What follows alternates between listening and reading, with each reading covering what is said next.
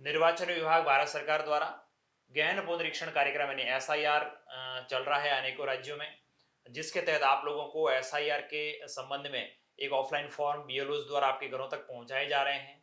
और कहीं कहीं पर यह हो रहा है कि आप लोग बाहर हैं, आपके घर पर कोई नहीं है, आप अदर जगह पे रह रहे हैं जॉब के पर्पज से या किसी कारण से, वो प्रपत्र आपके घर पे डाला जा रहा है, लेकिन आप उसको ऑफलाइन कलेक्ट नहीं कर पाएंगे। और आप यदि ये चीज को ऑनलाइन करना चाहें, यदि आप स्वयं कहीं पर भी बैठे हैं और आप अपना एसआईआर फोन के माध्यम से या कंप्यूटर के माध्यम से ऑनलाइन संपादित करना चाह रहे हैं, तो हम लोग इस वीडियो में डिस्कस करने वाले हैं। आप कहीं पर भी बैठे हुए अपना एसआईआर जो है वो बीएलओ के माध्यम से होना है, उसे आप खुद ही ऑनलाइन पोर्टल के माध्यम से किस प्रकार से करेंगे, उसका स्टेप बाय स्टेप प्रोसेस अपन लोग इस वीडियो में डिस्कस करने वाले हैं। साथियों, वीडियो प्रारंभ करूं उससे पहले छोटा सा मेरा आपसे निवेदन रहेगा, आप चैनल पे नए हैं सब्सक्राइब अवश्य कर लीजिएगा। चलिए वीडियो प्रारंभ करते हैं। सबसे पहले आपको गूगल में जाकर के लिखना है वोटर्स। क्या लिखना है? वोटर्स। वोटर्स लिखेंगे तो पहले ही आएगी वोटर सर्विस पोर्टल। आप वोटर सर्विस पोर्टल इस वेबसाइट पे जैसे ही जाएंगे तो आप लोग देखेंगे ऐसा इसका होम पेज खुल रहा है।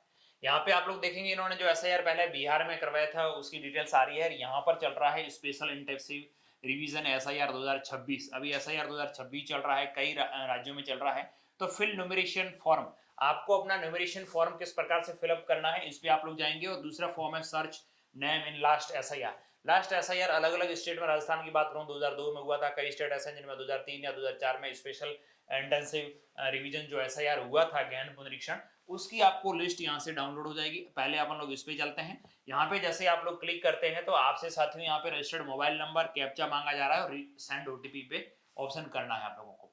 लेकिन कई लोग ऐसे होंगे जिन्होंने कभी भी इस साइट पर रजिस्ट्रेशन नहीं किया, यानी इस साइट को कभी भी उपयोग में नहीं लिया, उन लोगों को यहाँ साइन अप पे क्लिक करना है। जैसे आप लोग साइन अप पे क्लिक करेंगे, आप लोगों को यहाँ पे अपना मोबाइल नंबर डालना है, ईमेल एड्रेस ऑप्शनल है, डालना जरूरी नहीं है। और यहाँ कैप्चा डाल करके आप कंटिन्यूअस पे क्लिक करेंगे। आपने जैसे ही मोबाइल नंबर डाला, कैप्चा डाला, कंटिन्यूअस पे क्लिक किया, आपसे अपना फर्स्ट नेम लास्ट नेम पूछा जाएगा और ओटीपी पे क्लिक करेंगे। आपने जैसे ही नाम वगैरह डाला, ओटीपी पे क्लिक किया, ओटीपी आया, उसे दर्ज किया, वेरीफाई किया, आपका रजिस्ट्रेशन हो गया। अब आपको लॉगिन करना है। जैसे हम लोग लॉगिन पे क्लिक करते हैं तो वही वापस जो आपने रजिस्ट्रेशन जिस मोबाइल नंबर से किया है वो मोबाइल नंबर यहाँ पे डालेंगे, कैप्चा डालेंगे और रिक्वेस्ट ओटीपी पे क्लिक करेंगे। आपके पास ओटीपी आ जाएगा। ओटीपी नहीं आता तो आप लोग 2 मिनट बाद इसको रीसेंड भी कर सकते हैं, आप ओटीपी प्राप्त हो जाएगा, वेबसाइट ठीक चल रही है। अब वेरीफाई एंड लॉगिन पे क्लिक करेंगे। जैसे ही वेरीफाई एंड लॉगिन पे क्लिक करते हैं वापस यहीं आ रहे हैं ना, आपने जो लॉगिन किया है आपका नाम यहाँ पे शो हो जाएगा। अब बात आती है कि जैसे मैं लॉगिन हुआ हूं मेरी आईडी से और मैं अपने परिवार के अन्य सदस्यों का एसआईआर संपादित कर पाऊंगा क्या? आराम से आप लोग कर सकते हैं, कहीं कोई इश्यू नहीं आने वाला है।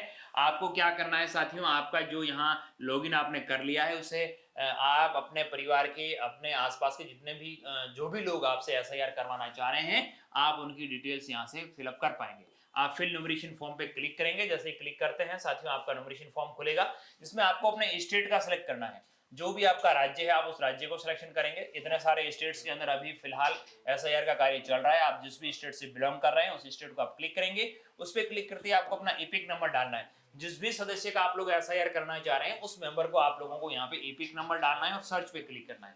अब कई साथी ऐसे होंगे सर हमारे को तो एपिक नंबर ही पता नहीं है, तो एपिक नंबर पता करने के लिए आपको कहीं न कहीं से तो आप अपने संबंधित बीएलओ से बात कर सकते हैं। आपके घर पे जो ऑफलाइन आवेदन फॉर्म डाले गए उस आवेदन फॉर्म में भी एपिक नंबर लिखे हुए हैं, आप लोग यहाँ पे सर्च करेंगे। जैसे ही सर्च करेंगे आपकी डिटेल्स यहाँ पे शो होगी। यहाँ पे जो डिटेल शो हो रही है वो आपके जो भी आपकी डिटेल आ रही है वो साथियों आ रही है इपिक कार्ड के अनुसार।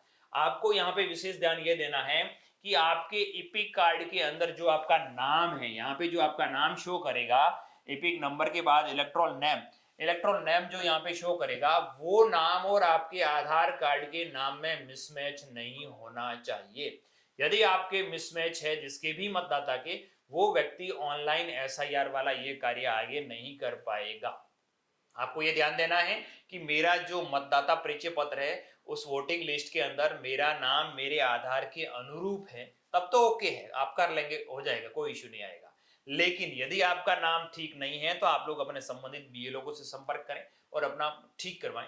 यदि वो ठीक नहीं होता तो आप ऑनलाइन फॉर्म 8 भी भर सकते हैं। इसी पोर्टल पर यहाँ क्लिक करेंगे तो आपको 8 नंबर फॉर्म पे रीडायरेक्ट किया जाएगा। आप अपना डाटा सही कर सकते हैं, आपको अपने आधार कार्ड का फोटो अपलोड करना रहेगा। अब जिनका डाटा सही है वो लोग क्या करिएगा, यहाँ पे आपका डाटा सही है। अब दूसरी शर्त ये आती है कि आपके एपिक नंबर में आपके मोबाइल नंबर जुड़े हुए हो। कई लोग ऐसे हो सकते हैं, आज से 1-2 साल पहले सभी बीएलओज ने सभी के मोबाइल नंबर जोड़ दिए थे, 99% लोगों के मोबाइल नंबर जुड़े हुए हैं, फिर भी यदि आपके मोबाइल नंबर नहीं जुड़े हुए हैं तो वही आपको फॉर्म 8 भरना होगा और आपके मोबाइल नंबर आपको अपडेट करवाने होंगे। अब आपके मोबाइल नंबर भी जुड़े हुए हैं, आपका आधार के अनुसार नाम भी है, तो आप लोग यहाँ पे जो मोबाइल नंबर जुड़े हैं वो यहाँ पे डालेंगे। अब जैसे देखिए साथियों, मैं यहाँ मोबाइल नंबर डाल रहा हूँ, ये मैंने मोबाइल नंबर डाले, सेंड ओटीपी पे क्लिक किया तो ये कह रहा है कि आपका एपिक नंबर से मोबाइल नंबर ये नहीं, ये दूसरे वाले जुड़े हुए हैं। कई लोग ऐसे होंगे जिनके आएगा लिंक्ड मोबाइल नंबर, यहाँ 00 आएगा, आपके मोबाइल नंबर लिंक ही नहीं है। उस कंडीशन में आप लोग ये कंप्लीट नहीं कर पाएंगे, आपके मोबाइल नंबर भी जुड़े हुए हों तो आप लोग देखेंगे लास्ट के अंदर मैं फिर वापस जाऊंगा और मोबाइल नंबर चेंज करके सेंड ओटीपी पे क्लिक करूंगा, यहाँ ओटीपी आ जाएगा, वेरीफाई ओटीपी पे क्लिक करूंगा। अब वेरीफाई ओटीपी होने के बाद आप लोग देखिए यहाँ पे आपको बीएलओ का नाम भी शो हो जाएगा आपके, यदि यहाँ पे कोई गड़बड़ लग रही है तो आप बीएलओ से संपर्क भी कर सकते हैं। यहाँ 3 कंडीशन बनती है एसआईआर के तहत। Condition number 1, my name exist in the electoral roll of last SIR, जो लास्ट में एसआईआर हुआ था 2002 या 2003-4 के आसपास, उसमें मेरा नाम है, जिसका मैं अभी ऑनलाइन कर रहा हूं, वो व्यक्ति जिनका नाम पुरानी एसआईआर में है, तब तो आपको 1 नंबर ऑप्शन सेलेक्ट रखना है। कंडीशन नंबर 2, आपका नाम नहीं है लेकिन आपके माता पिता में से किसी का भी नाम उस पुरानी एसआईआर में है, 2 कंडीशन बन गई। कंडीशन नंबर 3, ऐसी कंडीशन जिसमें अपने माता पिता का या अपने किसी रिश्तेदार का, अपने दादा दादी का किसी का भी नाम उस पुरानी एसआईआर में नहीं है, तो ऐसा इसमें नहीं के बराबर लोग होंगे। कोई न कोई परिवार का मेंबर, आप, आपके माता पिता और आपके दादा दादी या सास ससुर, इनके किसी न किसी का तो नाम आपके वहां पे होगा। सास ससुर वाला नहीं चलेगा साथियों, इसमें आपका फादर, मदर, ग्रैंडफादर और ग्रैंड मदर, इन चारों में से किसी न किसी एक व्यक्ति का नाम पुरानी एसआईआर में होना चाहिए। जो विवाहित महिलाएं हैं, पहले आप कहीं और रह रहे थे, आपका पीहर जहां है, तो आपके पीहर पक्ष के माता पिता या आपके दादा दादी का नाम है तो भी चलेगा, आप उनकी डिटेल्स को भी इसमें डाल सकते हैं। यदि आप देखेंगे पुरुष मतदाता हैं तो आपको फादर, मदर और ग्रैंडफादर या ग्रैंड मदर में से चारों में से किसी का भी डिटेल्स यदि पुरानी एसआईआर में है तो आपको दिक्कत नहीं आएगी। ठीक है, अब अपन लोग पहले वाली कंडीशन पे बात करते हैं, जिनका एसआईआर के अंदर नाम था। जैसे आपने इसको सेलेक्ट किया, आपको यहाँ पे राज्य का सिलेक्शन करना है। जो एसआईआर में आपका नाम था पुरानी वाली में, वो कौन से राज्य में था, कौन सी असेंबली में था और कौन से पोलिंग स्टेशन पर था और कितने सीरियल नंबर पर आपका नाम वो है। अब बात आती है, ये मैं कैसे पता करूं कि किस सीरियल नंबर पर मेरा नाम है। उसके लिए आपको पुरानी जो वोटर लिस्ट है उसे डाउनलोड करना होगा। तो वोटर लिस्ट डाउनलोड करने के लिए आप वापस वही होम पेज पे जाएंगे और search your name in last SIR, इस पे क्लिक करेंगे। इस पे क्लिक करते ही साथियों आप लोगों को अपने स्टेट का नाम लिखना, सर्च करना है। आपका स्टेट लिख लेंगे, आपका जिले का नाम आप लोग यहाँ से सिलेक्ट कर लेंगे।